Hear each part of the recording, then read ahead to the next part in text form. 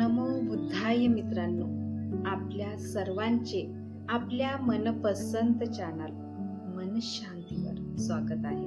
आपण भारतरत्न बोधिसत्व डॉक्टर बाबासाहेब आंबेडकर लिखित भगवान बुद्ध आणि त्यांचा धम्म ह्या पवित्र ग्रंथाचे वाचन करीत आहोत. चला तर सुरू करूया आजच्या वाचनाला. उपभाग 2, लोभ आणि तृष्णा. लोभ व तृष्णा यांच्या आहारी जाऊ नका, हाच बौद्ध जीवन मार्ग होय.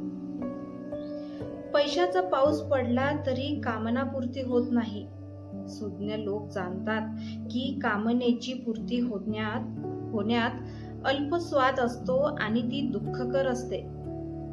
जो स्वर्ग लोकीच्या कामभोगातही आनंद मानित नाही, जो तृष्णेचा क्षय करण्यात सदैव रत असतो, तो सम्यक संबुद्धाचा शिष्य होय. लोभातून दुःख उत्पन्न होते, लोभातून भय उत्पन्न होते. लोभापासून जो मुक्त असतो त्याला ना दुःख ना भय असते. तृष्णेतून दुःख उत्पन्न होते, तृष्णेपासूनच भय उत्पन्न होते. तृष्णेपासून जो मुक्त असतो त्याला ना दुःख ना भय असते. जो अहंकारी असतो, जो जीवनाचे खरे ध्येय विसरून कामभोगाच्या मागे लागतो, तो ध्यान चिंतनात काळ व्यतीत करण्याचा द्वेष करू लागतो. माणसाने कशा संबंधीही आसक्ती ठेवू नये. विशेष आसक्ती असलेल्या वस्तूचा नाश झाल्यास दुःख होते. ज्यांना ना कोणाशी प्रेम असते, ना द्वेष असतो, ना कोणतीच बंधने नसतात. कामभोगापासून दुःख उत्पन्न होते, कामभोगापासून भय उत्पन्न होते. पण जो कामभोगापासून मुक्त आहे त्याला ना दुःख आहे ना भय असते. आसक्तीमुळे दुःख उत्पन्न होते, आसक्तीमुळे भय उत्पन्न होते. जो आसक्तीच्या बंधनातून मुक्त आहे त्याला ना दुःख आहे ना भय आहे. कामुकतेपासून दुःख उत्पन्न होते, कामुकतेपासून भय उत्पन्न होते. जो कामुकतेच्या बंधनातून मुक्त आहे त्याला ना भय आहे ना दुःख आहे. तसेच लोभापासून दुःख उत्पन्न होते, लोभापासून भय उत्पन्न होते. जो लोभमुक्त आहे त्याला ना दुःख आहे ना भय आहे. जो शीलवान आहे, प्रज्ञावान आहे, जो न्यायी आहे आणि सत्यवादी आहे, जो आपले कर्तव्य पूर्ण करणारा आहे, अशा पुरुषावर लोक प्रेम करतात. जो माणूस पुष्कळ दिवस बाहेर लांब प्रवास केल्यानंतर परत घरी येतो, त्या पुरुषाचे आप्त, मित्र आणि हितैषी स्वागत करतात. शुभ कर्मे करणाऱ्याची गुणकर्मे परलोकात त्याचे स्वागत करतात. उपभाग 3, क्लेश आणि द्वेष. कोणालाही क्लेश देऊ नका व दुसऱ्या संबंधी द्वेष भावना बाळगू नका, हाच बौद्ध जीवन मार्ग होय. जगात कोण मनुष्य एवढा निर्दोष आहे की त्याला दोष देताच येत नाही. ज्याप्रमाणे तेजस्वी घोडा हा चाबकाचा फटकारा अंगावर पडण्याला संधीच देत नाही. श्रद्धा, शील, वीर्य, समाधी, धर्मविजय म्हणजे सत्याचा शोध, विद्या आणि आचरण यांची पूर्तता आणि स्मृती म्हणजे जागरूकता यांच्या योगाने या महान दुःखाचा अंत करा. क्षमा परमतप आहे. निर्वाण परमपद म्हणजे सर्वात मोठे सुख आहे, असे बुद्ध सांगतात.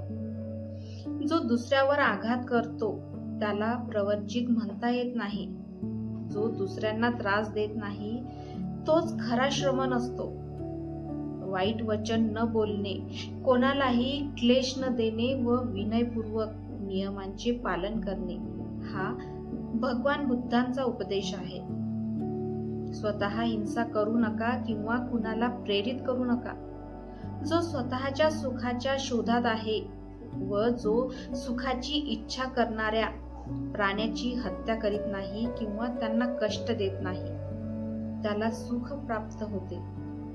फुटलेल्या घंटेप्रमाणे जो मूक राहतो, जो क्रोधाला जवळ फटकू देत नाही, त्याला निब्बाण पद लाभलेच आहे असे समजावे. जो निष्पाप आणि निरुपद्रवी माणसाला दुःख देतो, त्याच्यावर लवकरच दुःख भोगण्याची पाळी येते. कोणी जरी अलंकार धारण केलेले असतील, परंतु स्तब्ध आहे, शांत आहे, संयत आणि शुद्धचरणी आहे, जो दुसऱ्याचे दोष काढीत बसत नाही, तो खरोखर एक श्रमण अथवा भिक्खूच होय. चाबकाचा फटकारही अंगाला लागू नये याची जसा तेजस्वी घोडा काळजी घेतो, त्याचप्रमाणे या जगात दुसऱ्याचा शब्द लागू नये म्हणून लज्जेने संयम करणारा एक तरी मनुष्य आहे का? जर माणसाने निरुपद्रवी, शुद्धचरणी आणि निष्पाप मनुष्याला त्रास दिला, तर ज्याप्रमाणे वाऱ्यावर फेकलेली धूळ फेकणाऱ्यावरच येऊन पडते, त्याप्रमाणेच त्या माणसाला त्या उपद्रवाचा दुष्परिणाम भोगावा लागतो. मित्रांनो, आजचे वाचन आज आपण इथेच थांबवूया. धन्यवाद. तेरा मंगल, तेरा मंगल, तेरा मंगल होय रे. सबका मंगल, सबका मंगल, सबका मंगल होय रे.